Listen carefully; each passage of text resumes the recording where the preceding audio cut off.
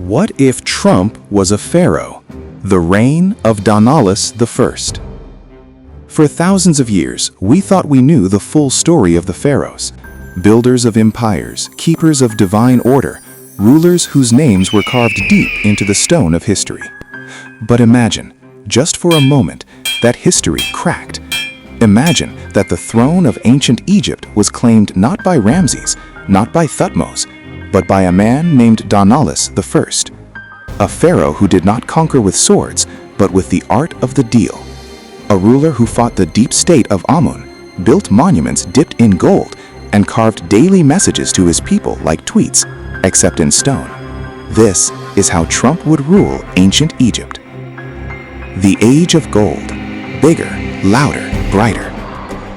From the first day of his reign, Donaldus transforms Egypt into a kingdom of blinding radiance. Where other pharaohs carved their names carefully, he has theirs chiseled away and replaced with his own, always in solid gold. No granite obelisks for Donaldus. He commissions the tallest obelisk in Egyptian history, coated entirely in electrum, an alloy of gold and silver, so reflective that astronomer priests warn citizens not to stare at it with the naked eye. Temples become luxury complexes, marble floors, golden statues, colossal pillars bearing the royal cartouche of Donaldus the Great. And next to the Nile, he builds what he proudly calls the first royal golf course in human history. His sacred royal motto is carved into the Great Pyramid itself: "Make Egypt Great Again."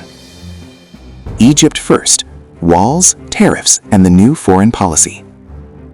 While earlier pharaohs waged costly wars across Nubia and Syria, Donaldus embraces isolationism. His doctrine is simple: Egypt first. He looks upon the eastern frontier and announces his most ambitious project yet: a massive fortified barrier stretching across the desert, an expansion of the ancient wall of the ruler, made far larger, grander, and more beautiful than anything seen before. He declares that the Hyksos will pay for it. They didn't, the treasury did, but the hieroglyphs tell a different story. There is no Battle of Kadesh in this timeline. Instead, Donaldus meets the Hittite king personally, not to exchange blows, but tariffs. He imposes enormous taxes on imported cedar, copper, and lapis lazuli, promising to bring manufacturing back to Memphis. Draining the sacred swamp, the priests of Amun. But every ruler has enemies. In ancient Egypt, true power often rested not with the pharaoh, but with the priests, especially the wealthy and influential clergy of Amun. To Donaldus, they are nothing less than a deep state standing in his way.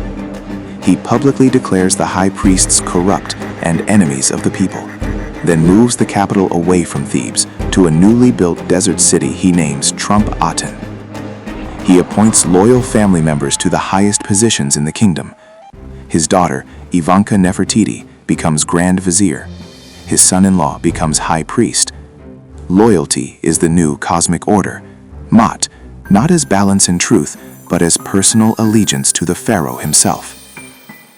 The stone tweets, a new era of communication. Traditional pharaohs spoke in poetry and sacred metaphor. Donaldus speaks plainly, loudly, and constantly. He invents a new form of royal communication, the stone tweet. A team of rapid response scribes is assigned to carve his thoughts into stone tablets every single day. Their messages are concise, forceful, and unmistakably Donaldus. Harvest this year is huge, best harvest ever, everyone knows it. The Hittites are losers, sad. Nile flood is not low, fake news, the river is very high, very wet. Annual festivals become enormous political rallies. Thousands gather wearing the red crown of Lower Egypt, chanting the pharaoh's name as he proclaims victory after victory, some real, many imagined. His inscriptions even challenge official records. If the Nile's water level is low, he simply commissions a new stele, claiming it was the highest in history, and accuses the scribes of writing fake papyrus. The golden legacy, chaos, glory, and a shining tomb. The reign of Donaldus the First would be loud, extravagant, and deeply divisive. A kingdom reshaped by monumental spending, shimmering architecture, and a cult of personality unlike anything ancient Egypt had ever seen. And when his time finally ends, his tomb would not lie hidden in the Valley of the Kings.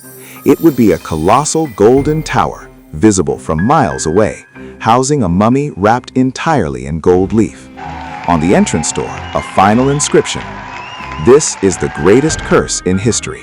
Anyone who enters, big mistake." So in the end, the question remains: was Donaldus a visionary who gave power to the common Egyptian, or a heretical king who shattered centuries of tradition for personal glory?